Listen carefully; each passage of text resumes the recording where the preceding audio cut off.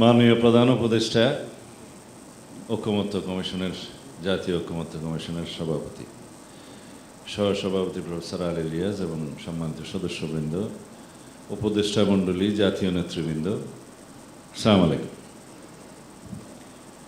জাতীয় ঐকমত্য কমিশন গঠনের মধ্য দিয়ে মাননীয় প্রধান উপদেষ্টা আপনি জাতীয় ঐক্য সৃষ্টি করেছেন নতুনভাবে। ফ্যাসিবাদ বিরোধী জাতীয় ঐক্য আমাদের ছিল, সেটাকে শক্তিশালী করেছেন। ইতিহাস রচিত হয়েছে নতুনভাবে বাংলাদেশের রাজনৈতিক ইতিহাসে, যে ফ্যাসিবাদ এই দল ছাড়া বাকি সব গণতান্ত্রিক রাজনৈতিক দল, ফ্যাসিবাদ বিরোধী শক্তি সবাই একসাথে বসে দিনের পর দিন, মাসের পর মাস আমরা সৌহার্দ্যপূর্ণ পরিবেশে আলোচনা করতে পেরেছি। এটা বাংলাদেশের ইতিহাসে অবশ্যই অনন্য নজির। আমি মনে করি এটা দক্ষিণ এশিয়া এবং পৃথিবীর ইতিহাসের একটা দৃষ্টান্ত স্থাপনকারী নজির সৃষ্টি হয়েছে। আমরা জাতীয় ঐক্যমতে উপনীত হয়েছি অনেকগুলো বিষয়ে, কিন্তু আরও অনেকগুলো বিষয়ে কিন্তু সংস্কারের প্রয়োজন আছে, যেগুলো আপনারা হয়তো সময়ের অভাবে অ্যাড্রেস করতে পারেননি, যেগুলো জাতিকে সামনে অ্যাড্রেস করতে হবে। আমি এখানে দীর্ঘ বক্তৃতা দিয়ে আপনাদেরও বিরক্তির উদ্রেক করব না। নতুন কোনো ইস্যু নিয়ে আমি কথা বলতে চাই না। ঐকমত্য কমিশনের জুরিসডিকশনের বাইরেও কোনো কথা বলতে চাই না। যে বিষয়গুলো নিয়ে সংস্কার কমিশনগুলো গঠিত হয়েছে সবগুলো নিয়ে এখানে আমরা আসিনি। শুধু গুরুত্বপূর্ণ 6টা সংস্কার কমিশনের রিপোর্টগুলো নিয়ে আমরা এখানে বসেছি। তার মধ্যে সবচাইতে গুরুত্বপূর্ণ যেটা ধরা হয়েছে সংবিধান সংক্রান্ত সংশোধনী প্রস্তাবগুলো। অবশ্যই জুডিশিয়ারি, দুদক এগুলো গুরুত্বপূর্ণ অনেক বেশি, তবে এগুলো সবই কোরিলেটেড। এখানে যে সমস্ত মৌলিক বিষয়গুলো চিহ্নিত করা হয়েছে 19টি, বাস্তব পক্ষে মৌলিক বিষয় আরও অনেক বেশি আছে। তো যেহেতু অনেক দলের আদর্শিক বিভিন্ন ভিন্নতার কারণে আরও অনেক বিষয় টেনে আনলে আরও দীর্ঘসূত্রিতা বা অনেক বেশি সময় লাগতো, সেগুলো অ্যাভয়েড করা হয়েছে। এখন যে বিষয়গুলো এখানে অ্যাড্রেস করা হয়েছে, আমরা যেটুকু সংস্কার কমিশনের রিপোর্টগুলো পেয়েছিলাম তার মধ্যে মোট 826টি প্রস্তাব ছোট বড় মিলিয়ে পেয়েছি। তার বাইরে 20টি, ক্ষেত্রমতো 19টি মৌলিক প্রস্তাব চিহ্নিত করা হয়েছে, তাতে 845টি হয়। এর মধ্যে মূল 826টির মধ্যে আমি আমার দলের পক্ষ থেকে বলতে পারি আমরা ইন ডিটেইল এগুলো এক্সারসাইজ করে একদম দফাওয়ারি মতামত সহ জবাব দিছি। তার মধ্যে শুধুমাত্র 51টি সংস্কার প্রস্তাব ছোটোখাটো, যেগুলোতে আমরা দ্বিমত পোষণ করেছি। বাকি 115টি প্রস্তাবে আমরা আমাদের মতামত সহ ভিন্ন মত দিয়ে সেভাবে গ্রহণ করার জন্য আমাদের পরামর্শ দিয়েছি। তো বলতে গেলে এই বিষয়ে চূড়ান্ত ঐকমত্য হয়েছে প্রায়। তবে আলোচনার মধ্য দিয়ে আমরা সমৃদ্ধ হয়েছি, সবার আলোচনা আমরা শুনেছি এবং যেগুলো গ্রহণযোগ্য, যুক্তিসঙ্গত সেটা সবাই গ্রহণ করেছে। আমি এখানে আমার দলকে রিপ্রেজেন্ট করতে এসেছি যেভাবে, একইভাবে আমি জাতির দায়িত্ব পালন করতে এসেছি। আমি কখনো এখানে আলোচনায় বলেছি যে আমি অফিসার অফ দি কমিশন হিসেবে কাজ করছি, in aid to your commission. এখন সেই দায়িত্ব থেকে কখনো আমি দলের অবস্থানের ঊর্ধ্বে উঠে কথা বলেছি জাতীয় স্বার্থে। সেই হিসাবে আমি অনেকের মধ্যে লক্ষ্য করেছি সেই জাতীয়টা বা জাতীয় দাবিটা অথবা জাতীয় দায়িত্ব পালন করতে, সেটা আমি অ্যাপ্রিসিয়েট করি। কিন্তু দিন শেষে আমরা এখন যখন বাস্তবায়নের প্রক্রিয়ায় চলে এসেছি, এখানে আমার কাছে মনে হয়েছে আমরা বোধহয় এটাকে আরেকটা জটিলতার দিকে নিয়ে যেতে চাচ্ছি। কিন্তু ন্যাশনের কাছে আমরা এমন কোনো প্রেসিডেন্ট রেখে যেতে চাই না, অন্ততপক্ষে হেডেড বাই প্রফেসর ইউনুস, যেটা দুদিন পরে টিকবে না, যেটা দুদিন পরে জুডিশিয়ারিতে নাল অ্যান্ড ভয়েড হয়ে যাবে, যেটা দুদিন পরে চ্যালেঞ্জড হয়ে যেতে পারে। আমরা সবসময় অ্যাপ্রোচ করেছি যে আমরা যে সমস্ত সংস্কার প্রস্তাবগুলোতে একমত হয়েছি তার মধ্যে আশু বাস্তবায়নযোগ্য, মধ্যমেয়াদী বাস্তবায়নযোগ্য, যেগুলো কনস্টিটিউশনকে স্পর্শ করে না সেগুলো এখনই বাস্তবায়নের উদ্যোগ নিন, এবং বাস্তবায়ন হচ্ছে, প্রতিদিনই হচ্ছে। হয়তো আইন মন্ত্রণালয়ের মাধ্যমে সেগুলো প্রসেসড হয়ে ক্যাবিনেট পাশের মাধ্যমে অধ্যাদেশ অথবা নির্বাহী আদেশের জন্য যেগুলো অপেক্ষমান আছে কিছু সময় লাগে, প্রসিডিউরাল বিষয়। বাট সব কিছুই পাইপলাইনে আছে বলে আমরা দেখেছি এবং বিশ্বাস করি এগুলোর মধ্যে বাস্তবায়ন হয়ে যাবে। বাকি রইল শুধুমাত্র 19টা সাংবিধানিক ইস্যু, যেগুলো আমরা এখানে কিছু কিছু বিষয়ে নোট অফ ডিসেন্ট সহ আমরা একমত হয়েছি। কারণ আমরা আমাদের বিবেচনায় মনে করেছি, যেহেতু যেমন আর্টিকেল 70-র ক্ষেত্রে যে 4টি বিষয়ে এমপিদের স্বাধীনতা না থাকলে ভালো হয়, কেউ কেউ দুটো, মিনিমাম সবাই একমত হয়েছে দুটোতে, কেউ 3টাতে। তো এগুলো যেভাবে আমরা নোট অফ ডিসেন্টটা দিয়েছি সেই ভাষাটা উল্লেখ করে সনদ তৈরি হচ্ছে এবং সেইভাবে আমরা স্বাক্ষরিত করব। যারা জনগণের ম্যান্ডেট পাবে তারা সেই হিসাবে তাদের নোট অফ ডিসেন্টটা রক্ষা করে তারা সেটা বাস্তবায়ন করবে। এটা খুব জটিল কোনো বিষয় নয়। এখন সেই রকম 2-3টা গুরুত্বপূর্ণ বিষয় আমি এখানে উচ্চারণ করে সময় নষ্ট করব না, বাদে বাকিগুলো খুবই সিম্পল নোট অফ ডিসেন্ট। এটা বাস্তবায়ন করা খুবই সহজসাধ্য। কিন্তু ফোরামটা কোনটা? ফোরাম হচ্ছে শুধু কনস্টিটিউশনাল প্রভিশনগুলো পরবর্তী জাতীয় সংসদ ছাড়া অন্য কোনো ফোরাম এটা করতে পারে কিনা, এটাই হচ্ছে আমাদের একদম 1 নম্বর প্রশ্ন। যদি পারে, সেই রকম কোনো আইনি সহায়তা বা পরামর্শ যদি থাকে, সেটা দেওয়ার জন্য উপযুক্ত জায়গা হচ্ছে সুপ্রিম কোর্ট। আমরা সেখানে যেতে পারি, সহায়তা নিতে পারি যে এটা আমরা কিভাবে বাস্তবায়ন করব before the formation of the next parliament. আমরা সেখানেও একমত। যদি এর বাইরেও কোনো আইনি এবং বৈধ প্রক্রিয়া থাকে আমাদেরকে জানান, খুঁজে বের করুন, আমরা একমত। আমরা যে কোনো মুহূর্তে সনদে স্বাক্ষর করার জন্য প্রস্তুত আছি, সেটা আগেও বলেছি। আপনি জাতির উদ্দেশ্যে যতবারই ভাষণ দিয়েছেন, বলেছেন আমরা এটা জাতীয় ঐকমত্যের ভিত্তিতে সকল রাজনৈতিক দল যে সমস্ত সংশোধনীতে একমত হবে প্রস্তাবে, সেগুলো আমরা কম্পাইল করে সংকলিত করে একটা জাতীয় প্রতিশ্রুতি প্রণয়ন করব। নিশ্চয়ই আপনার স্মরণ আছে, আপনার 6 তারিখের বক্তৃতা জুনের বলেছেন যে আমরা এখনই কিছু বাস্তবায়ন করব, আর কিছু বাস্তবায়নের উদ্যোগ নেব, যেগুলো অনিষ্পন্ন এবং অসম্পূর্ণ থাকবে পরবর্তী সরকার করবে, এবং পরবর্তী জাতীয় সংসদে সবাই এই সমস্ত বাস্তবায়ন করার জন্য অঙ্গীকারাবদ্ধ থাকবে। এটা আপনার স্পিচ থেকেই আমি বলছি।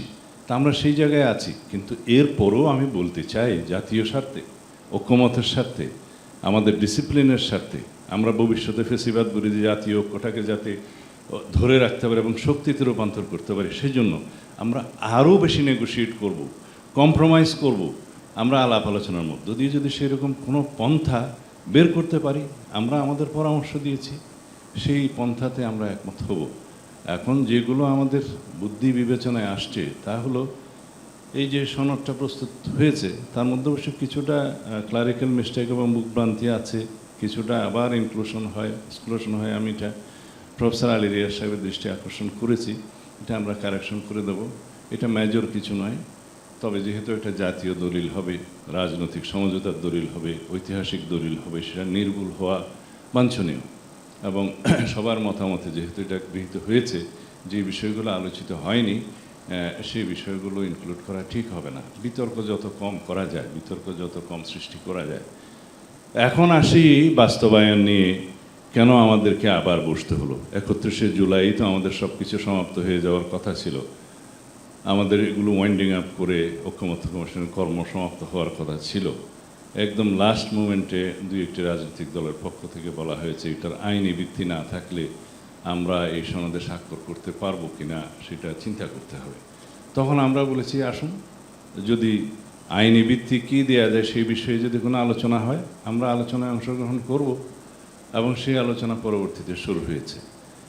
সেই আলোচনার আগে আপনারা বিশেষজ্ঞ মতামত নিয়েছেন, তার মধ্যে সাবেক বিচারপতি ছিলেন, আইনজ্ঞ ছিলেন, প্রফেসররা ছিলেন, সবাই আপনারা মতামত নিয়েছেন। তারা কিছু মতামত কম্পাইল করে পরবর্তীতে যে সনদটা ড্রাফট আমাদেরকে অঙ্গীকারনামার অংশটা দেওয়া হয়েছে, সেই বিষয়ে আমরা আমাদের মতামতটা লিখিত দিয়েছি। এখানে অতিরিক্ত কথা বলে সময় নষ্ট করতে চাই না। যেগুলো অগ্রহণযোগ্য অথবা অযৌক্তিক সেই বিষয়গুলো পরে ঠিকবে না, সেই বিষয়গুলো অ্যাড্রেস করা ঠিক হবে না, উত্থাপন করা ঠিক হবে না। যেমন কোনো আদালত প্রশ্ন উত্থাপন করা যাবে না, সেরকম কোনো দলিল হতে পারে না। সংবিধানের উপরে স্থান দিতে হবে সনদকে, সেটা গ্রহণযোগ্য নয় একটা সংবিধান বহাল থাকতে। কিন্তু এর বাইরেও তো আরও অনেক পন্থা থাকতে পারে, যেটাতে আমরা বৈধতা দিতে পারি, এটাকে আইনি ভিত্তি দিতে পারি, ডকুমেন্টেশন করতে পারি। সেটার মধ্যে আপনার প্রস্তাবটাই আমি 1 নম্বরে বলি যে জাতীয় প্রতিশ্রুতি সনদে স্বাক্ষর হয়ে সেটা ওয়েবসাইটে আসবে, সেটা একটা সেরেমনি করে সেটা স্বাক্ষরিত হবে, সেটা প্রত্যেক দলের রাজনৈতিক ম্যানিফেস্টো হিসাবে ইশতেহারে উল্লেখ থাকবে, নির্বাচনের আগে জাতির কাছে প্রতিশ্রুতিবদ্ধ হবে, যারা ম্যান্ডেট পাবে তারা বাধ্য হবে, যে এই সংসদে যাক সেই বাধ্য হবে এটার প্রতি অনুগত থাকতে। এটা এক। এটাকে যদি সফট মনে হয় যে প্রতিশ্রুতি বাস্তবায়ন করবে কিনা সেই গ্যারান্টি কি, এই প্রশ্ন যদি আসে, সেই জন্যেই বাকি প্রসেসটা শুরু হয়েছে। তাহলে আইনি ভিত্তি কি? আমরা বললাম যে এটার কোনো বৈধ আইনি এবং সাংবিধানিক ভিত্তি দেওয়ার মতো যে কোনো পন্থায় আমরা রাজি হব। সেটার একটা মতামত নিই আমরা। চলুন আমরা অ্যাপেলেট ডিভিশনের পরামর্শ নিই যে এটা কোনো এক্সট্রা কনস্টিটিউশনাল অর্ডার অথবা স্পেশাল কনস্টিটিউশনাল অর্ডার করে এটা করা যায় কিনা, সেটাও তাদেরকে প্লেস করা যায়, মতামত নেওয়া যায়। তাহলে পরে ভবিষ্যতে জুডিশিয়ারিতে সেটা চ্যালেঞ্জ করলেও বলতে পারবে যে এটা আমরা মতামত দিয়েছিলাম। এখন সেটা পরামর্শ আকারেও দিতে পারে, এন্টারটেন করতেও পারে, নাও করতে পারে, বাট আমরা তো পাঠাইনি এখনো। এটা একটা। দ্বিতীয়টা হচ্ছে, যদি আমরা সবাই মিলে এমন একটা প্রসিজিওরে যাই, যেটা এখানে আমি সবার সামনে আলোচনা করতে চাই না, যেখানে জুডিশিয়ারি মতামত দিতে অনেকটা এটা অ্যাডমিট করতে বাধ্য হবে যে ঠিক আছে আমরা এটা অ্যাডমিট করলাম, একটা প্রসেস আছে, সেখানেও তাদের মতামত নেওয়া যায়। এটা হচ্ছে all about judicial opinion. But practically যেটা দাঁড়াবে, যে প্রস্তাবগুলো এখানে এসছে যে স্পেশাল কনস্টিটিউশনাল অর্ডার নেই, সেটা আপনি করলেন, আমরা কেউ কিছু বললাম না। ঐকমত্য কমিশন থেকে আপনাকে আমরা দায়িত্ব দিলাম যে সেটা you please decide it how to implement all those charter points. তারপরে আপনি করলেন। কিন্তু যে কোনো একজন সিটিজেন যদি সেটা নিয়ে চ্যালেঞ্জ করে কোথাও যায়, আমরা করলাম না, পলিটিক্যাল পার্টিস, সেটা আপনার গ্লোবাল রিপুটেশন নিয়ে অনেকে হয়তো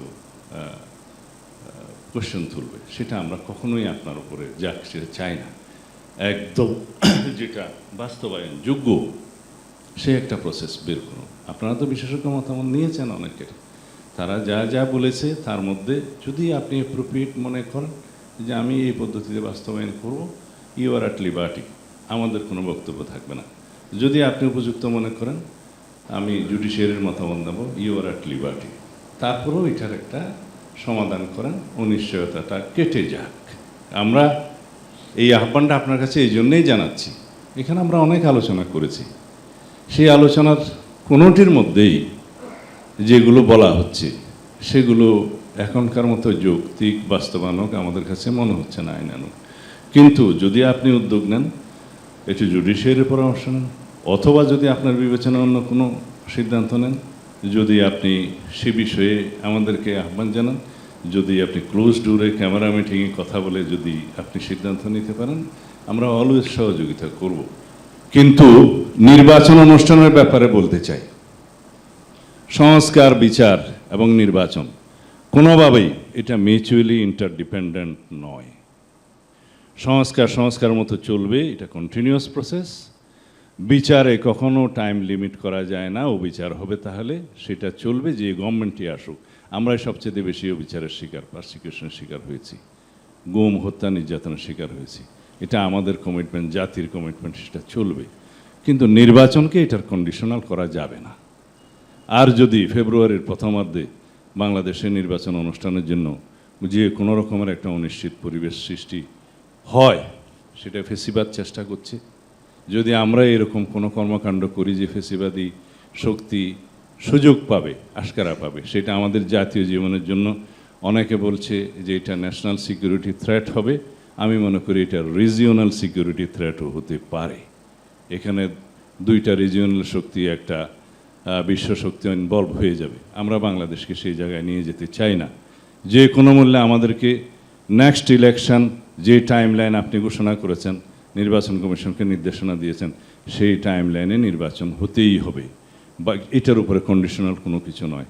তা আমরা আশা করি জাতীয় ঐকমত্য কমিশনের আরও চেষ্টার মধ্য দিয়ে, মাননীয় প্রধান উপদেষ্টা আপনার ব্যক্তিগত উদ্যোগের মধ্য দিয়ে এটার সমাধান হবে, এই বিশ্বাস আমার আছে। সবার প্রত্যাশা তো আছেই, কিন্তু আমার বিশ্বাস আছে। ধন্যবাদ আপনাদের সবাইকে। আসসালামু আলাইকুম।